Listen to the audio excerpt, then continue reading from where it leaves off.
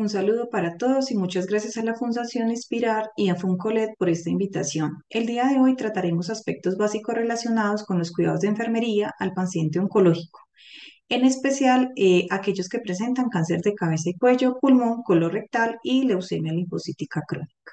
Bueno, el contenido a tratar está dividido en cuatro tópicos.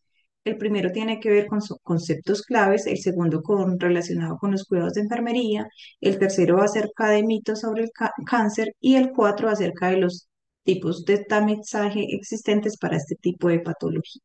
Como conceptos claves tenemos la definición de neoplasia y cáncer. Según la Organización Mundial de la Salud, el cáncer se define como un proceso de crecimiento y diseminación incontrolado de las células, que puede producirse esencialmente en cualquier célula del cuerpo, que tiene la capacidad para invadir los tejidos circundantes y distantes. Bueno, entendemos que el cáncer es el resultado de mutaciones o anomalías genéticas que pueden ser heredadas de la madre o el padre y vinculados al proceso de envejecimiento. Este material genético es el encargado de regular el crecimiento de las células y las mantiene sanas. En el crecimiento tumoral, lo que sucede es que los genes que se encuentran en el núcleo de las células se renuevan mediante un proceso específico llamado crecimiento celular, donde las células nuevas y sanas ocupan un lugar de las células viejas que posteriormente mueren. Con el tiempo pueden presentar estas células mutaciones activando ciertos genes o desactivando otros en la célula. La célula modificada adquiere la capacidad de dividirse sin ningún tipo de control u orden, por lo que produce más células iguales que posteriormente van a generar lo que se llama un tumor. Con el paso del tiempo, las células cancerígenas pueden invadir el tejido sano circundante y llegar a órganos distantes a través de la diseminación por los ganglios linfáticos. Acá tenemos un flujograma donde se ven, pues, digamos, ciertos tipos de tejidos, encontrando en la primera parte cómo se ven las células de aspecto normal y cómo se ve un tejido de aspecto normal, donde todas las células conservan su forma y su tamaño y permanecen con igual funcionalidad. En el caso de la hipertrofia, lo que sucede es que hay un aumento en el tamaño de las células, lo que determina un aumento de los órganos. Y los órganos hipertrofiados no tienen células nuevas, sino que son células más grandes. Un ejemplo de hipertrofia fisiológica lo podemos encontrar en un músculo que se desarrolla a través de, digamos, de realización de ejercicio constante o también en el proceso del embarazo, donde el útero para albergar el feto crece en tamaño. La hiperplasia se refiere al aumento del número de células de un órgano o tejido y se produce cuando la población celular se puede dividir de forma que aumenta el número de células. Las hiperplasias también pueden ser fisiológicas o pueden ser patológicas. Un ejemplo de hiperplasia sería la hiperplasia prostática benigna, que es cuando hay un aumento del órgano, digamos en este caso de la próstata, pero se realiza una biopsia y se encuentra que esto no tiene malignidad, sino que las células aumentaron. Eh, la atrofia se refiere a la disminución en el tamaño y la función de las células en un tejido u órgano específico. Y la metaplasia se refiere al aumento reversible en el que una célula diferenciada se sustituye por otro tipo de célula. Estas son sensibles al estrés por otros tipos celulares y resisten mejor el entorno adverso que otro. Un ejemplo de metaplasia puede ser relacionado con, digamos, la gastritis, donde existe a través de una biopsia se puede evidenciar que en la mucosa del esófago se encuentran células de la mucosa gástrica. ¿Por qué? Debido a un reflujo gastroesofágico. Bueno, también podemos encontrar la displasia, que es un término que describe por esencia presencia de células anormales en un tejido u órgano, pero que a veces se puede volver cáncer, pero este también puede ser, digamos, reversible. Bueno, otro concepto clave a tener es la estadificación del cáncer. El cáncer se puede estadificar según un sistema, digamos, internacional, que es como el más usado actualmente, que es el sistema TNM. Este sistema, con estas siglas, se clasifican desde el número uno hasta el numeral 4, donde el uno, digamos, que es el más bajo o el menos propagado, y el 4 significa que hay mayor grado de propagación del cáncer. La T se refiere al tumor, cuando es una T y una X es que no se conoce el primario, el T0 es, digamos, que el tumor está in situ o está en el sitio donde se evidenció, y puede llegar del 1 al 4. La N se refiere a la cadena ganglionar que puede estar afectando este tipo de tumor, que puede ir también desde el estadio 1 hasta el estadio 4. Cuando afecta cadenas ganglionares circundantes, por ejemplo, en un cáncer de boca o en un cáncer de amígdalas, que pueden coger las cadenas ganglionares de los cuellos, sería un estadio 1. Y si afecta, digamos, cadenas ganglionares que tienen que ver con la rama de la pelvis, podría ir hasta un estadio número 4. Y la M se refiere a la metástasis, es que la presencia o ausencia de invasión a órganos distantes, que pueden ir desde el estadio 1 hasta el estadio 4. Bueno, otros conceptos claves a tener son los tipos de carcinógenos que pueden influir en la presentación o no de este tipo de cáncer. Por ejemplo, en el cáncer de cabeza y cuello, este está relacionado con el consumo de alcohol, de estas bebidas de forma crónica y en exceso, y con la exposición a radiaciones. Por ejemplo, a la radiación ionizante en entornos ocupacionales como la radioterapia, la medicina nuclear, o sea, tiene que ver con todo lo que es rayos X, eh, o con industrias nucleares. En el cáncer de pulmón tiene que ver, está altamente relacionado con todos los productos con los que se realizan lo que es el tabaco y el cigarrillo.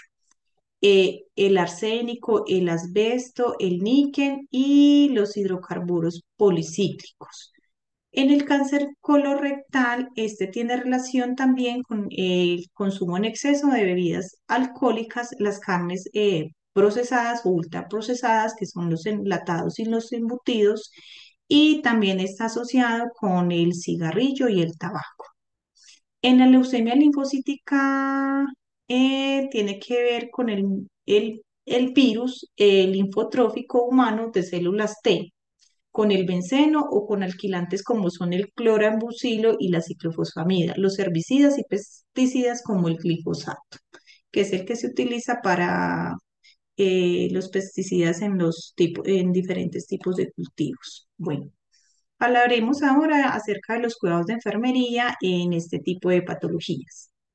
Debido a la complejidad de los pacientes oncológicos y en muchos casos a la presencia de comorbilidades, los cuidados de enfermería y el acompañamiento continuo al paciente y su familia se convierten en un factor fundamental eh, para ellos. El rol que cumple la enfermera y su capacidad de relacionar los conocimientos científicos con la praxis permite al paciente y su familia y o cuidadores navegar de una manera más eficaz y segura por el sistema de salud, ya que se coordinan los equipos interdisciplinarios para el manejo integral, se vigila de forma más activa los posibles eventos secundarios y adversos de los tratamientos y se disminuyen los riesgos en los que se puede incurrir el paciente al brindar educación de acuerdo a sus necesidades y de acuerdo a su diagnóstico. Bueno, cuidados de enfermería relacionados con radiodermitis. La radiodermitis está más asociada al tipo de radioterapia oncológica. Esta se produce en un efecto secundario en la piel que se presenta aproximadamente en más del 95% de los pacientes que reciben este tipo de tratamiento, o sea, en especial en cabeza y cuello. Los efectos secundarios de la radioterapia pueden variar de acuerdo con la zona irradiada y la dosis y tiempo de tratamiento. Por ello es necesario desde la enfermería que se haga una valoración exhaustiva para la respectiva identificación de estos posibles signos y síntomas. Los efectos secundarios de la radioterapia se pueden clasificar en generales y relacionados con la zona irradiada y uno de los más comunes es la radiodermitis. Este efecto secundario puede iniciar dentro de los primeros 90 días ha iniciado el tratamiento y se caracteriza principalmente por presentar un eritema y edema y cambios en la pigmentación de la piel. Si nos referimos al área del cuello, este se va a ver rojo, va a simular como si fuera una quemadura por exposición al sol. La piel se puede presentar rojiza e inflamada, brillante y en casos muy severos puede haber descamación. Bueno, hay un aumento también de la sensibilidad de la piel y puede presentarse prurito, que es picazón, y sequedad en la zona afectada. Los cuidados de enfermería van enfocados, digamos, a disminuir este tipo de síntomas. ¿Cuáles son las recomendaciones que le damos a este tipo de pacientes que inician un tratamiento y no solo en general en los que son en cabeza y en cuello, sino en general en cualquier zona del cuerpo que se va a irradiar? El paciente debe tener presente que debe tratar de cambiar ciertos hábitos de higiene. Lo más recomendable es que cambie el jabón que normalmente usa y utilice un jabón de pH neutro o preferiblemente un jabón de bebé. Se debe bañar con este jabón y secar la piel que se va a irradiar, especialmente con una toalla, pero hacerlo a toques, no frotar la zona vigorosamente porque le va a generar hipersensibilidad. Antes de iniciar la radioterapia o de asistir a cada sesión de radioterapia, el paciente debe evitar a toda costa utilizar cualquier tipo de producto que pueda irritar la piel, como son lociones, talcos, cremas y algún otro tipo de tópicos. Eh, Previo a la radioterapia no se debe aplicar ninguno de estos productos y posterior a la radioterapia, mínimo 2 veces al día, debe aplicarse crema hidratante en esa zona del cuerpo, una cantidad generosa y esperar de 10 a 15 minutos a que se le absorba. Normalmente se recomienda una crema que contenga filtro UV, como lo puede ser Lubrider tapa morada o cualquier otra de la preferencia y de acuerdo a las capacidades económicas del paciente. También se recomienda una dieta rica en grasas debido a que se ha descrito que aumenta la resistencia a la radiodermitis. En casos graves donde ya existe, digamos, una lesión o una quemadura, a veces es necesario aplicar cierto tipo de productos que por lo general son medicados, que tienen orden médica. Por lo general puede ser una crema de sulfato de plata o puede ser una crema que se llama Sabgel, que lo que hacen es generar un efecto antimicrobiano mientras hidratan el tejido que hay circundante. Bueno, cuidados en cuanto a la alopecia. Algunos de los tipos de quimioterapia causan caída del cabello y del vello en general, pero no todos los tipos de quimioterapia, por regla general, van a causar alopecia. En cuanto a esto, la educación está enfocada en los cuidados del cabello. Se recomienda ir realizando cortes a lo largo del cabello para evitar, digamos, una caída profusa y un mayor impacto psicológico en el paciente. Algunas personas deciden rasurarse, digamos, previo a iniciar el tratamiento durante la primera semana, porque la caída se puede presentar entre la primera y segunda semana de haber iniciado el tratamiento como quimioterapia. Si usted desea utilizar una peluca, puede realizarlo, pero lo recomendable es que coincidiera con su color habitual de cabello o que realizara el corte para que con su mismo cabello le puedan, digamos, realizar un tipo de peluca. Puede usar un pañuelo o un turbante cómodo en su cabeza o la puede cubrir con una pañoleta. Si usted prefiere dejar el área descubierta, debe aplicarse cremas humectantes y también debe aplicar filtro solar para evitar la irritación en esta parte del cuero cabelludo. Debe usar cepillos de cerdas suaves o un peine de dientes anchos. No es recomendable que durante este tiempo use secadores de cabello ni planchas o productos como geles o pinzas que pueden lastimar su cuero cabelludo. Es recomendable que disminuya la frecuencia con la que realiza el lavado de su cabeza y que lo haga con un champú suave, preferiblemente con champú de bebé. Cuando lo va a secar, lo debe secar a suaves toques con una toalla y a la hora de acostarse puede usar una red para el cabello, si no desea cortarlo todavía, para favorecer que esta red para el cabello tome los mechones que van siendo desprendidos del cuero cabelludo. El cabello normalmente después del proceso de quimioterapia suele volver a crecer, pero este va a tardar de 2 a 3 meses. eh, Determinado el tratamiento. El cabello crecerá de una forma muy fino y a veces puede variar el- la forma en que crece el cabello. Puede ser más rizado o crecer más lacio, inclusive puede cambiar de color. Hay que tener como mucha paciencia y darle tiempo para el cabello, para que el cabello vuelva y tome su forma natural. Bueno, cuando la alopecia secundaria a radioterapia, el cabello suele volver a crecer, pero entre 3 a 6 meses después de haber terminado el tratamiento. Y en algunas ocasiones, dependiendo de la exposición que tuvo esa área afectada con la radiación, puede que el cabello en esa área específica no vuelva a crecer. Bueno, cuidados con respecto a la fatiga. La fatiga se relaciona con el cansancio y la debilidad que presenta el paciente, que es asociado, pues, digamos, a una sensación de falta de energía, y se puede presentar en el 80, aproximadamente en el 80% de los pacientes con cáncer de pulmón. Las intervenciones de enfermería van enfocadas en la relajación y musicoterapia. Realizar este tipo de intervenciones reduce la fatiga, la angustia, la depresión y la ira. El ejercicio físico reduce los estados de ansiedad, la dificultad para dormir y mejora el funcionamiento físico y facilita la adaptación.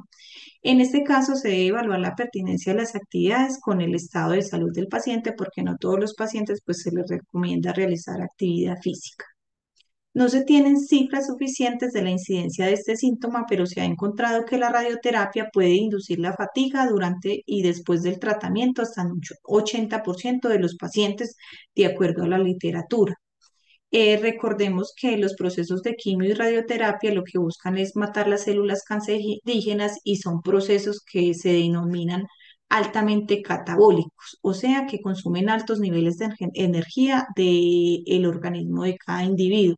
Por eso es normal que se experimente sensación de cansancio y de fatiga.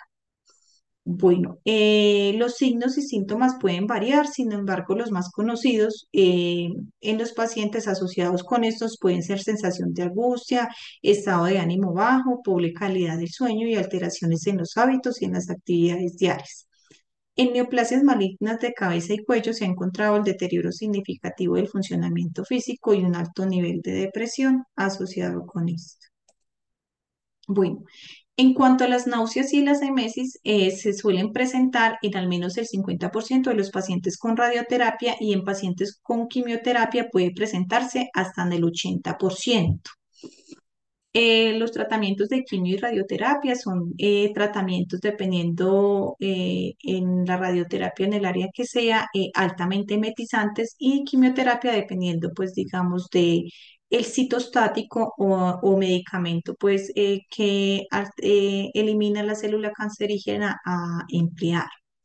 Las intervenciones de enfermería están enfocadas principalmente en la administración de medicamentos que reducen los efectos nauseosos y la probabilidad de que se presenten los vómitos. Estos obviamente son bajo prescripción médica.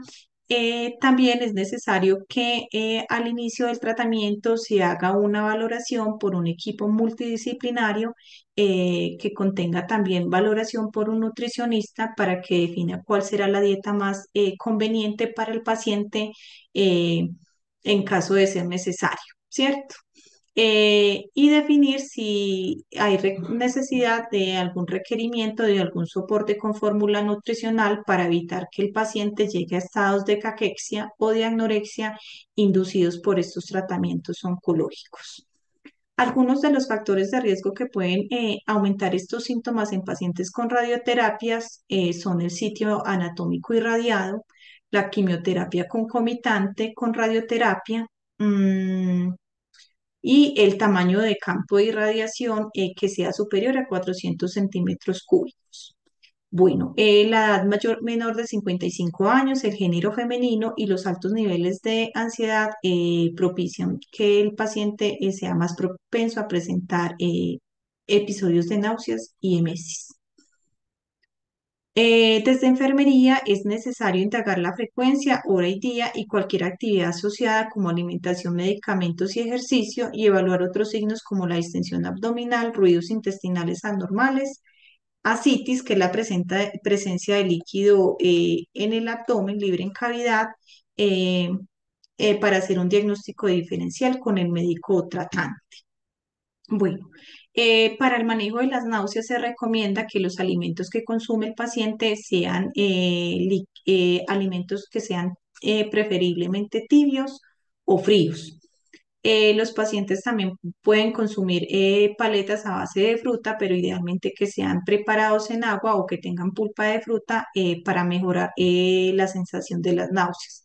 Es recomendable informarle a los familiares que sea conocimiento de ellos que deben evitar usar algún tipo de lociones, perfumes o desinfectantes en sus casas como el cloros o aromatizantes porque en los pacientes oncológicos está, digamos, como aumentada la sensibilidad para ellos a ciertos olores, lo que hacen que sean más propensos a presentar episodios de náuseas y posteriormente de meses. Bueno, cuidados en la mucositis. La mucositis se refiere a unas lesiones ulcerativas, eritematosas y dolorosas en la mucosa oral. Este síntoma se presenta especialmente en pacientes que reciben radioterapia por cáncer de cabeza y cuello, pero también se puede presentar en otro tipo de cáncer. Y también va muy de la mano al grado de inmunosupresión en el que puede llegar el paciente y, digamos, a los cuidados de higiene oral que tiene previamente. Las intervenciones de enfermería en este caso están enfocadas a brindar educación al paciente y a su familia con respecto a la higiene bucal.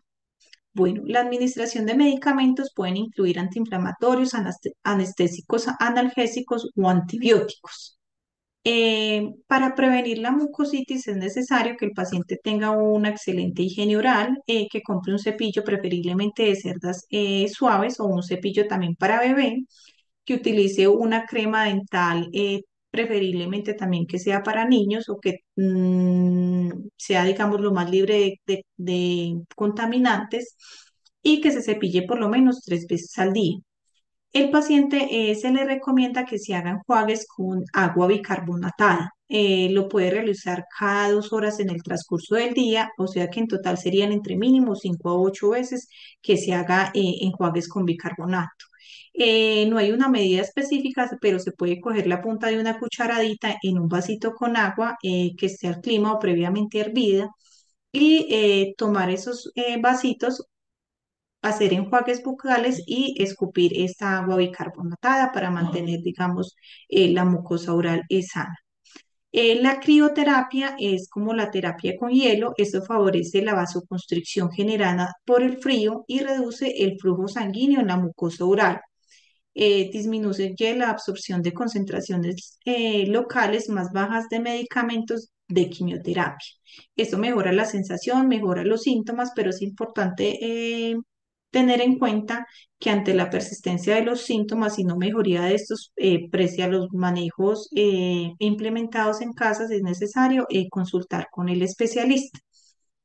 Para esto, intrahospitalariamente existen, digamos, unas fórmulas magistrales que son unos preparados que realiza el químico en las entidades a base de un anestésico, un antiinflamatorio y puede ser un antibiótico o un mucolítico que ayudan a realizando buches a mejorar, digamos, la mucositis, ¿cierto?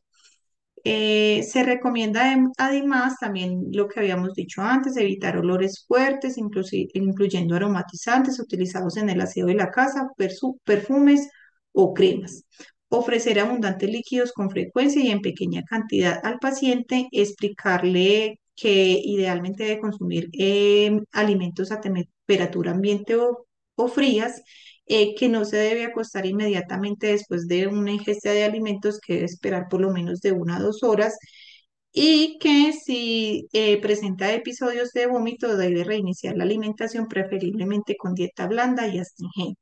Restringir un poco los lácteos y lo que son las comidas irritantes, y que por cada episodio de vómito presentado debe tratar de sustituir esa pérdida con sales de rehidratación oral.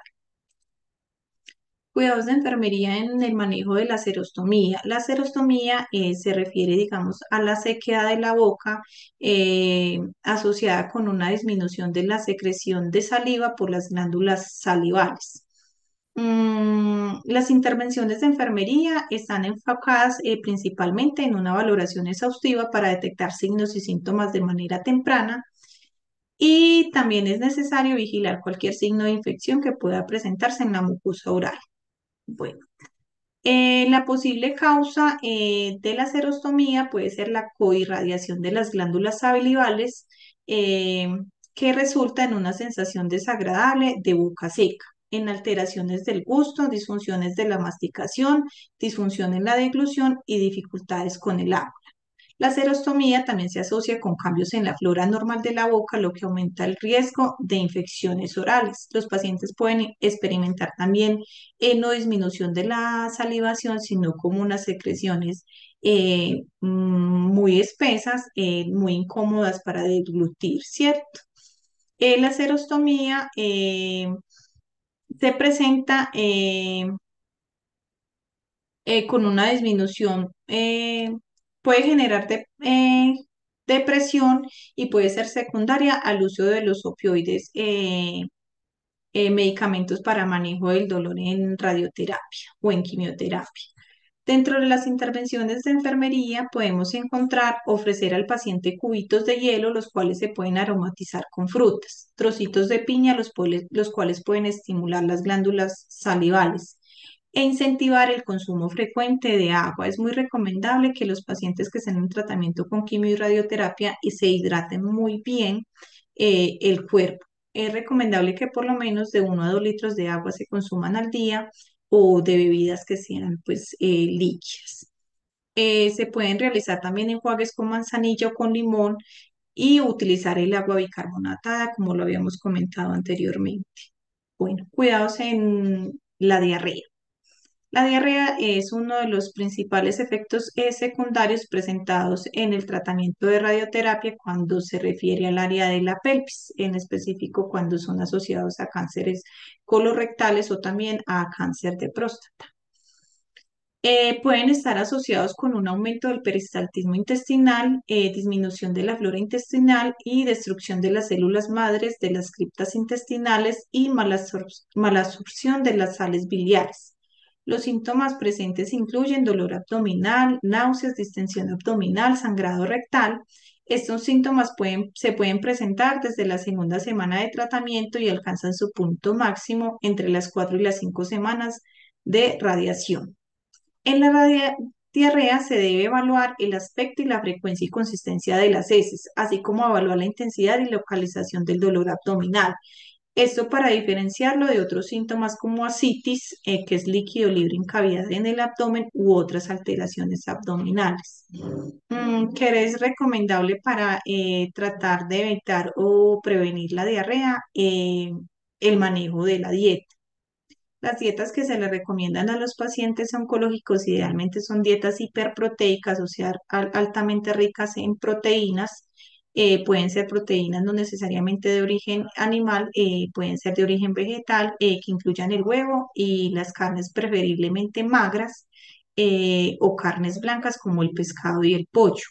Es muy importante también informarle a los pacientes el tipo o el manejo de la cocción de los alimentos y evitar todo tipo de condimentos que no sean, digamos, de origen natural, ¿cierto? Como el Maggi o ese ricostilla, eso no son, digamos, condimentos recomendados.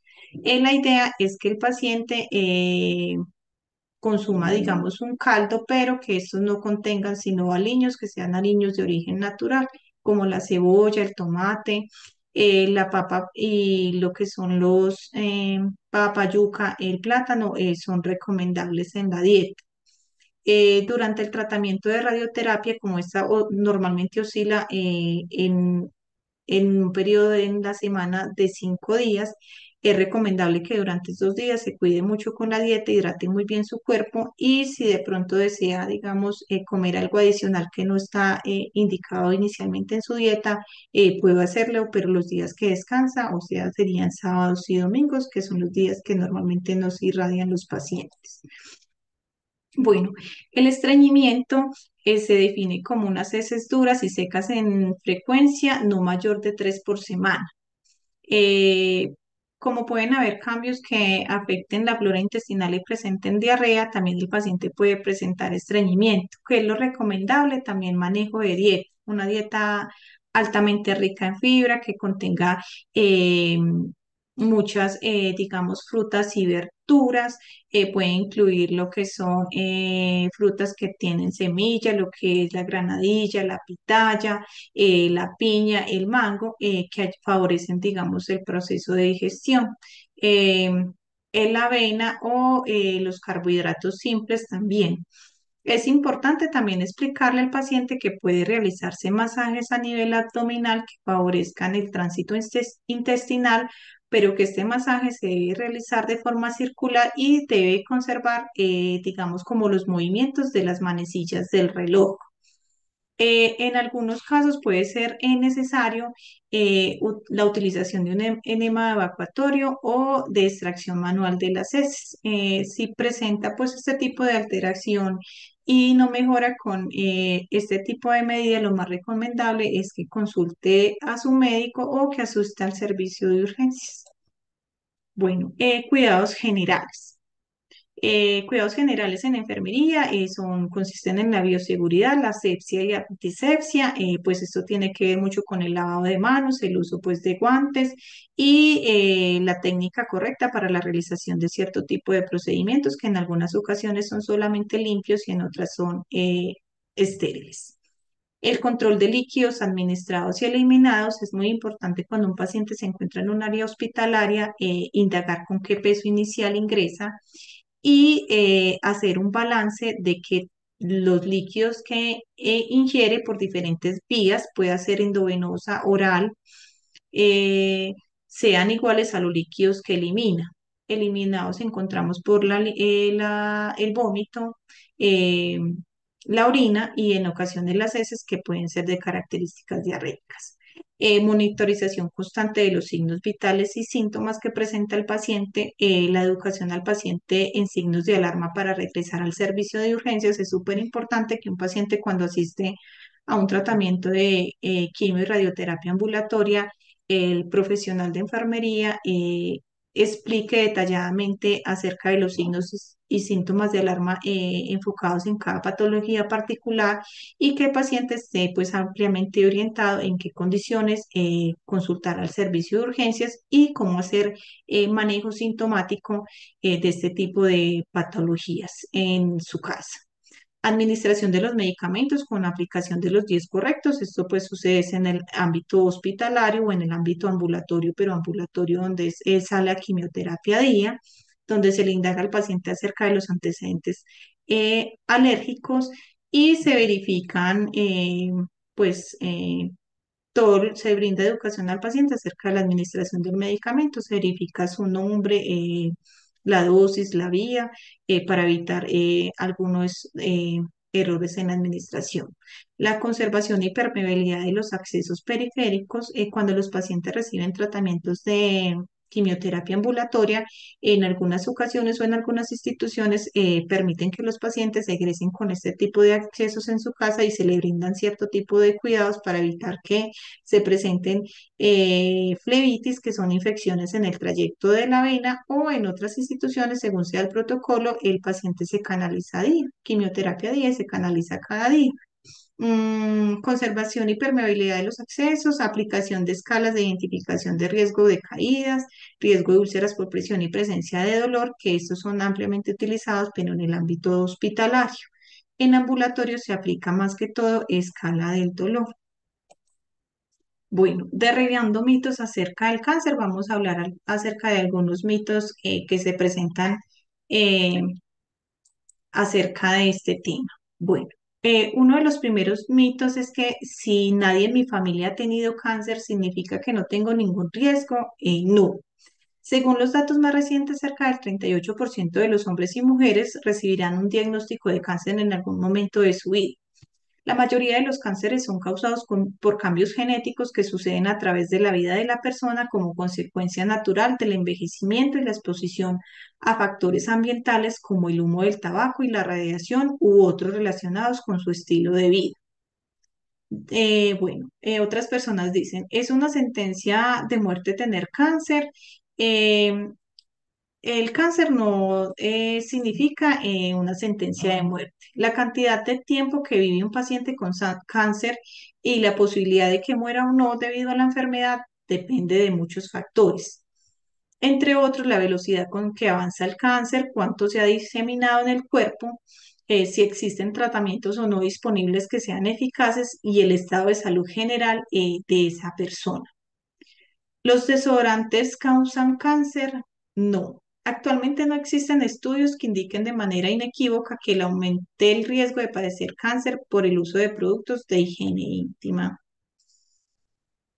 Los tratamientos de cáncer siempre causan pérdida del cabello. Si bien algunos tratamientos de cáncer como la quimioterapia pueden causar caída del cabello, no todos los tratamientos tienen un efecto secundario. Los diferentes tipos de cáncer y tratamientos pueden tener diferentes efectos en el cuerpo. No todas las personas con cáncer experimentarán pérdida del cabello y algunas opciones de tratamiento más recientes pueden minimizar o prevenir este efecto secundario. Bueno, contarles además que el cáncer no es contagioso, no se puede contraer cáncer al estar en contacto con alguien que lo tiene y que el cáncer es causado por cambios genéticos en las células del cuerpo y se debe a factores específicos de cada individuo. Es importante mantener una actitud positiva y pues tratar de ser lo más, digamos, resilientes en cuanto a cuando se presenta un diagnóstico eh, a manera personal o en su núcleo familiar. Si usted tiene cáncer, es normal que se sienta a veces triste, enojado y otra vez es optimista y animado. Bueno, el tamizaje se refiere a cualquier estrategia que se utilice para la detección en pacientes asintomáticos. Eh, para el cáncer, las estrategias de tamizaje han demostrado una reducción de la morbilidad y mortalidad. Los exámenes más utilizados para tamizar deberían contar con una alta sensibilidad para permitir la máxima detección en pacientes potencialmente enfermos. Bueno, los tamizajes. En cuanto al cáncer de pulmón, se podría realizar una tomografía axial computarizada de bajas dosis o una TAC de tórax simple. En hombres y mujeres de 55 a 74 años, con más de 30, consumo de más de 30 paquetes al año, eh, que sean fumadores o suspendieran el consumo en los últimos años, se recomienda realizar este tipo de tamizaje. Bueno, en cuanto al cáncer colorectal, la sigmoidoscopia está indicada en adultos a partir de los 50 años, cada 5 años. La sangre oculta en heces en adultos a partir de los 50 años se debe realizar de forma anual y la colonoscopia en adultos a partir de los 50 años cada 10 años. Esto puede variar dependiendo, digamos, de los factores de riesgo, la predisposición que tenga el paciente a presentar este tipo de tumores. El test de DNA fecal en adultos a partir de los 50 años a criterio médico. En cuanto al cáncer de cabeza y cuello y a la leucemia linfocítica, con esos actualmente no existen programas de tamizaje eh, que permitan, digamos, detectar este tipo de patologías. Sin embargo, en algunos casos, especialmente en personas con factores de riesgo, conocidos o con antecedentes familiares. Por ejemplo, en el caso de la leucemia, los médicos pueden realizar pruebas adicionales para evaluar los niveles de células sanguíneas y buscar anomalías en el conteo de células y en los marcadores de leucemia linfocítica, como pues con realización de cuadros hemáticos periódicos y otro tipo de pruebas que considere el especialista pertinente. Estas pruebas se aplican cuando existe una sospecha clínica, al igual que un examen físico exhaustivo, pueden ayudar a orientar mejor el diagnóstico en estos dos tipos de patologías, cabeza y cuello y leucemia. Bueno, les agradezco mucho, espero que esta charla sea de mucha utilidad para ustedes y para sus familias. Hasta luego y muchas gracias.